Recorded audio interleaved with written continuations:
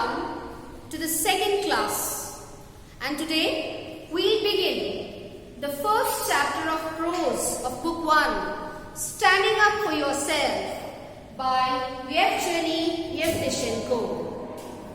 Before we begin the class, let's begin with Brahmanath. Brahmanath.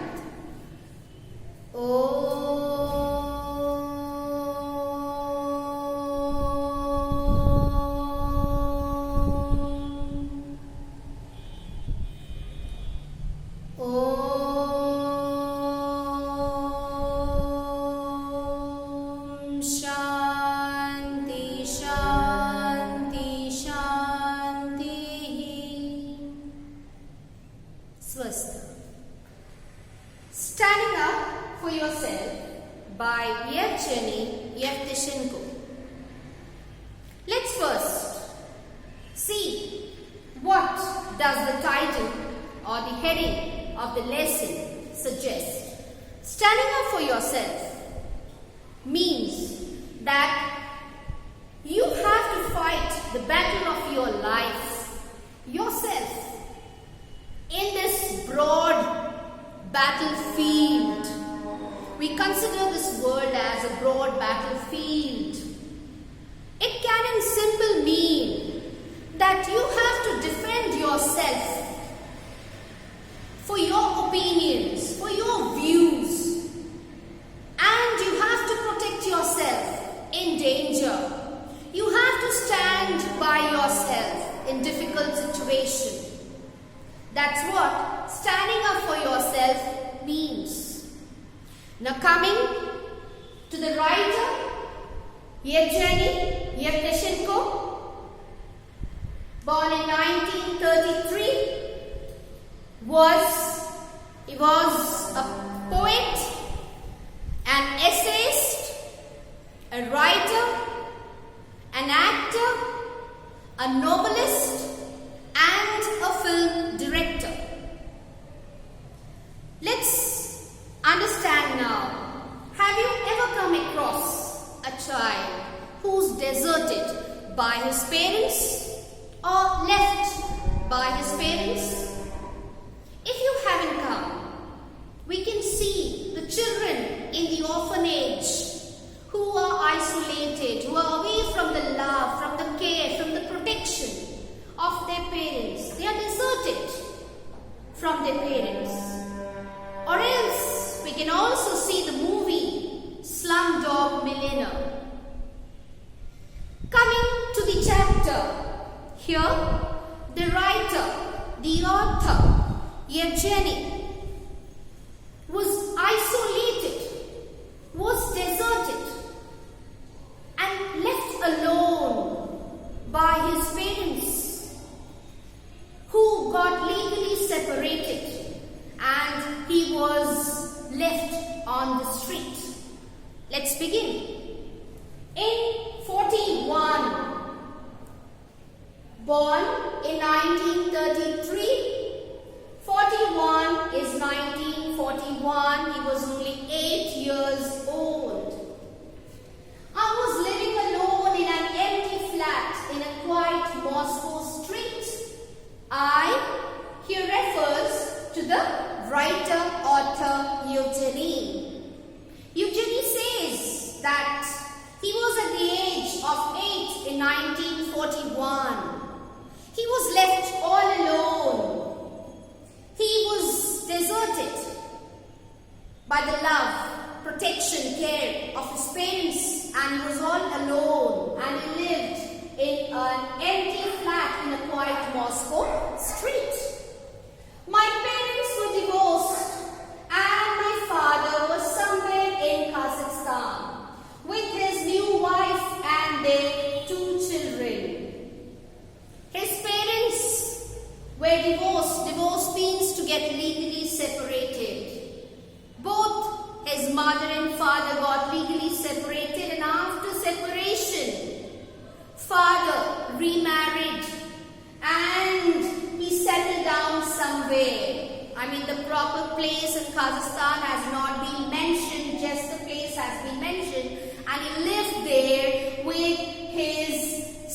second wife that he remarried, and 2 children. I seldom received letters from him. Here I refers to the writer, author, and seldom means rarely. I repeat, seldom means rarely. So the author says, Yevgeny says that he rarely received letters from his father. Here from him refers to the author's or the writer's father. My mother was at the front. Front here refers where 2 armies fight in the war. That place is known as the front. So my mother was at the front. Mother was at that front, and she had given up her work as a geologist to become a singer and was giving concerts for the troops, means soldiers. So she was now at the front. Father, Yevgeny's father, had remarried and he lived in Kazakhstan with his second wife and 2 children. Mother had been to the front. Now she was in the front and she had given up her job, her work as a geologist, and now to become a singer, and she was entertaining or she was doing concerts for the troops or the soldiers. So Yevgeny was hardly 8 years old in the year 1941. He lived all alone. He was left all alone in an empty flat in Moscow Street. His father, he married, they got legally separated, his parents, and after that legal separation or after the divorce, father remarried and settled down with his wife and 2 children.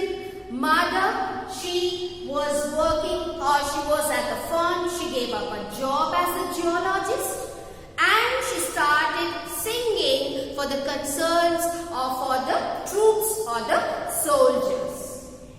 My education was left to the street. My, who's my here? My refers to the author. So the author is saying that his education or my education was left to the street. What does this sentence mean? It means that Yevgeny's education or the street became the teacher for the author Yevgeny. The street became the teacher. Whatever he learned, good or bad, whatever he got, whatever he learned everything from the street, and the street became his teacher. So he gained all education from the street. So my education was left to the street. The street taught me to sway, smoke, spit elegantly through my teeth, and to keep my fists at the ready, a habit which I have to this day. So what did he learn as the street became his teacher? He learned to, he means, I'm talking about the author, writer, Yevgeny. Yevgeny learned to swear. We people have a habit, for very small little things, we say promise. It's a God promise. I swear. That is what means to swear. So he learned to swear. He learned to smoke. And he learned to spit elegantly. Elegantly means showing good style or showing good sense of style. Spitting. Spit can be in various ways. Spitting ordinarily. Spitting with style, with a sense of style. That is what means over here, elegantly. So here the author, writer, Yevgeny learned as the street had become his teacher. So what did he learn? He learned to swear or to promise. He learned to smoke and he learned to spit in style, with sense of style. Through his teeth, he learned to spit and to keep my fists at the ready. Fist, this is the fist. When you close all your fingers, this becomes the fist. Keeping it ready, what does it mean? That you are ready to face any challenge, any situation. You are all set. You're all ready to go now. So he kept his fist ready because he was all alone. See, we people are lucky ones. We have parents. We have them caring for us. They pour money their entire life saving for educating children. They protect, they care, they love, they stand behind us every time. Even when we fall, they are ready to lift us with love, with care. But he was unfortunate. He means the author, writer. Yevgen was unfortunate. He was deserted from the love of his parents, as his parents got legally separated and he was left all alone. So he learned all these bad habits, and so something good that he learned was to keep himself ready, close his fingers and ready with his fist, so that he could face any situation, any awkward situation, because he had to fight the struggle of his life all alone. There were nobody was there to support him or to stand with him or by him. So fist at the ready, a habit which I have to this day. He says he continues still the habit. The street taught me not to be afraid of anything or anyone. This is another habit I have kept. I again here refers to the writer author. So he also learned, what did he learn? He learned not to be afraid of anything or anyone. You know, when life hits you on the head with a brick, we learn, we gain experience. And when we face every undone situation of life all alone, when we fight life alone, and there's nobody to support us, stand by us, we learn to stand for ourselves. And then the fear that we become fearless. And we learn to face every situation being fearless. And so he says that the street taught me not to be afraid of anything or anyone. He became fearless. He was now not afraid of anything or anyone. This is another habit I have kept. So he has kept that good habit of keeping his fist ready to face any undone situation in his life, as well as he also became fearless. He didn't fear any situation, anything or any person refers to anyone. Next, I realized that what mattered in the struggle of life was to overcome my fear of those who were stronger. So he had learned, he had gained that knowledge.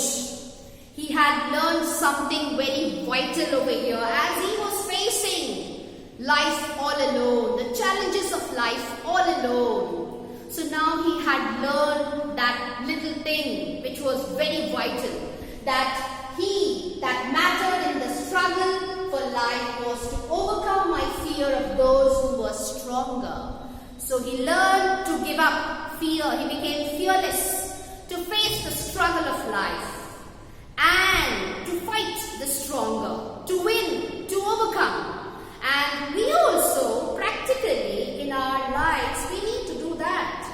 We need to face problems, being fearless without fearing. We need to add struggle. We need to work hard. At the same time, we need to learn to fight or to give up, not to give up and to fight the stronger. That's what he learned. Let's get to Unit 2 now. The ruler of our street was a boy of about 16 who was nicknamed Red. The name itself reflects danger. R-E-D, Red. Red, and red red color. It reflects danger. So the ruler or the master, he felt himself he was a master. And the ruler of the street was a boy of about 16 who was nicknamed Red. A boy whose name he was nicknamed as Red. He was given the name as Red. Red was a big and broad-shouldered beyond his years.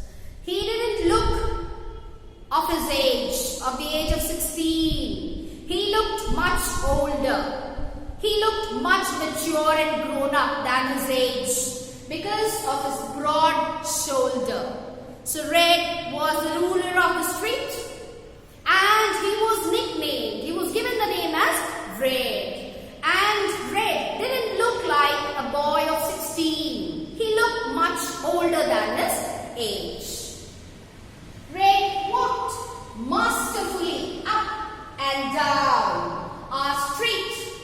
Red walked masterfully up and down our street, legs wide and with a slightly rolling gait like a seaman on his deck. So what was the manner of walking? How did he walk? Because he was the ruler of the street, so he can't walk like we gentle flock, we common people ordinarily walk. His presentation, his walk has to be a little different. Because he felt himself as the ruler of the street. So there has to be some grace and style in his walk. So how did he do that? He did walk masterfully. Masterfully means not caring about others. Just like a master when you walk without caring about others. Up and down can mean from one corner to another. So Red walked masterfully up and down our street.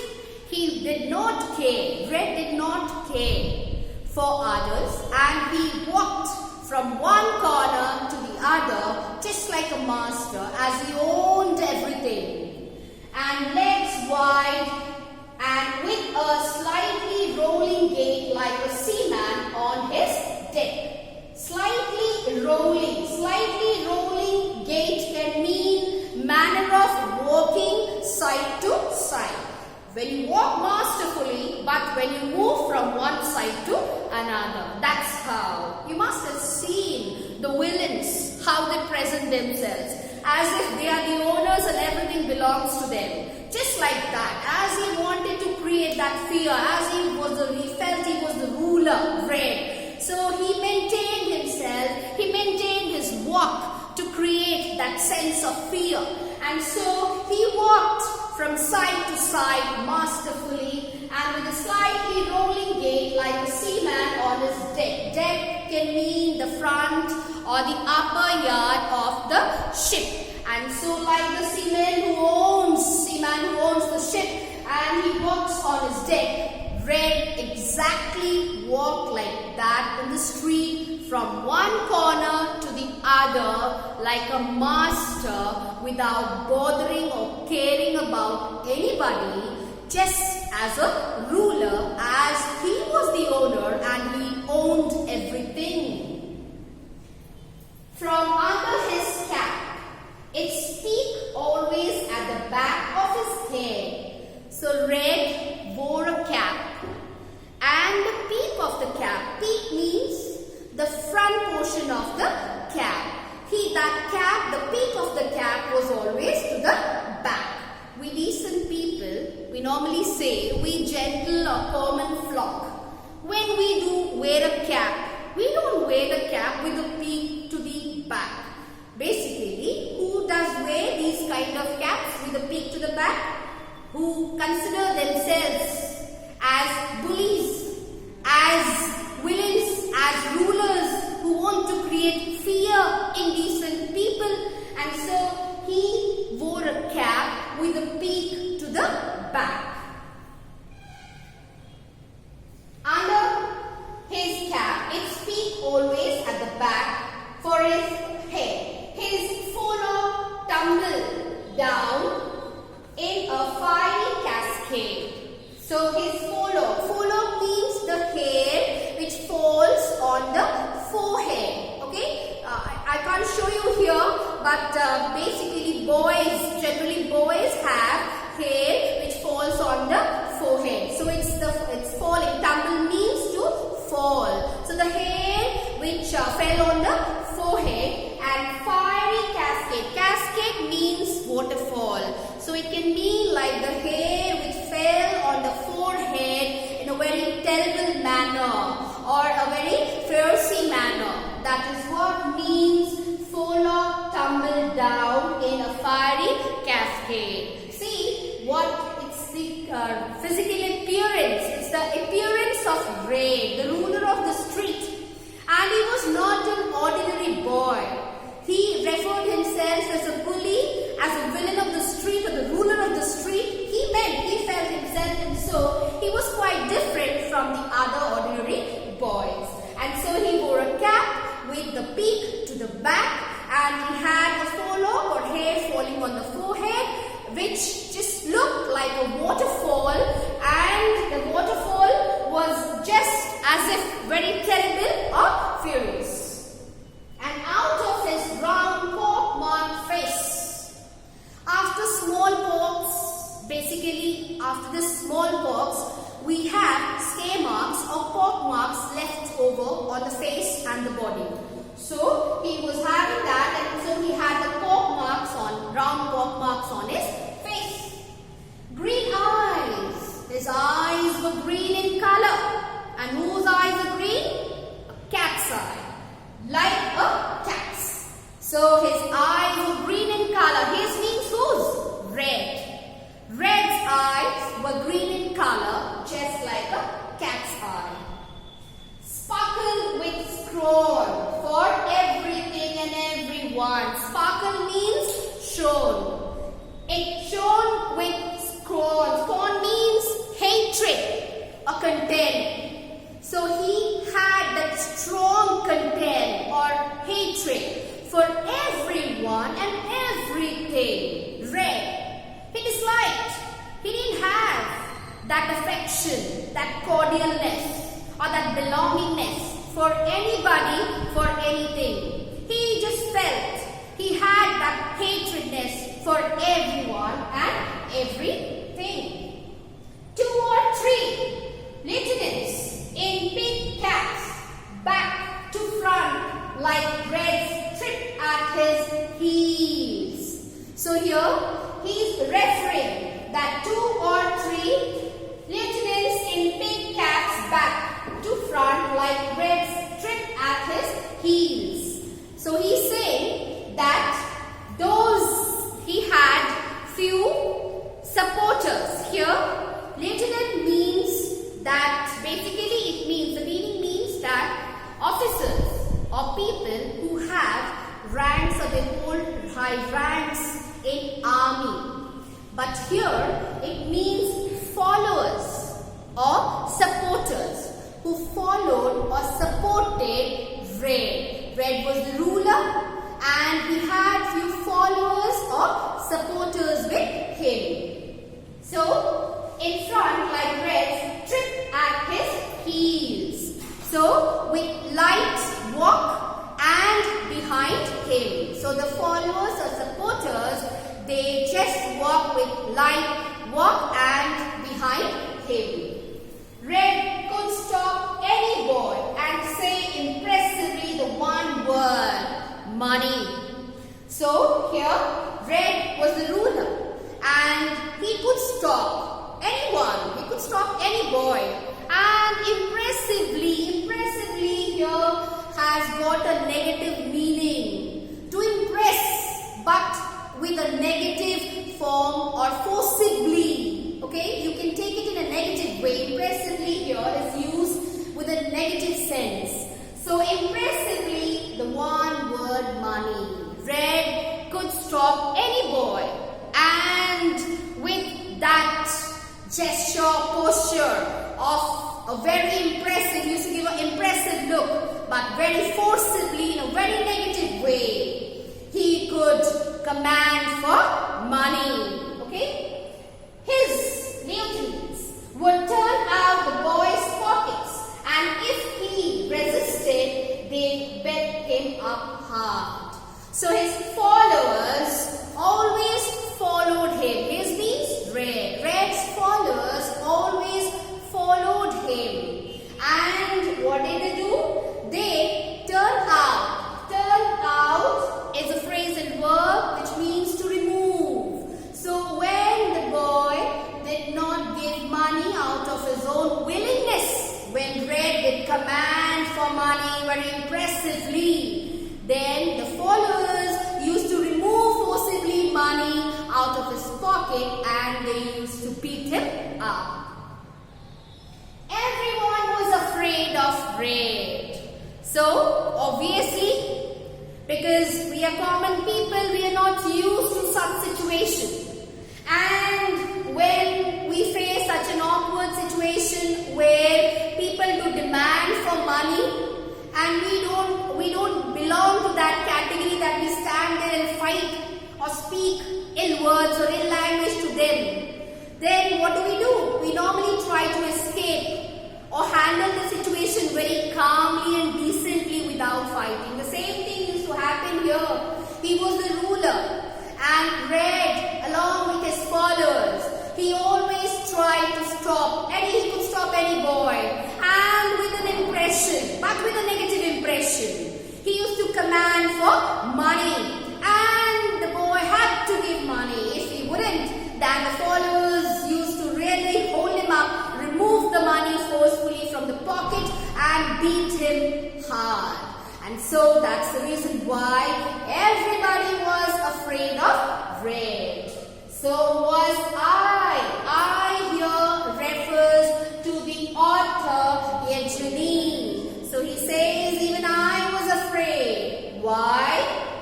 I knew he carried a heavy metal knuckle duster in his pocket. So knuckle duster can mean, this is the knuckle. So knuckle duster can mean a metallic covering for the knuckle. Okay? Me and you, we people do not wear or do not take a knuckle duster along with us to protect ourselves or to fight with anybody. Who carries it? So Red did carry a knuckle duster along with him. And the author was aware of it. He knew that Red did carry a knuckle duster along with him, and so he was really scared. He was also afraid of Red. So with this, we have completed Unit 1 and 2 of Standing Up for Yourself. In my next video, we'll be discussing Unit 3. Thank you.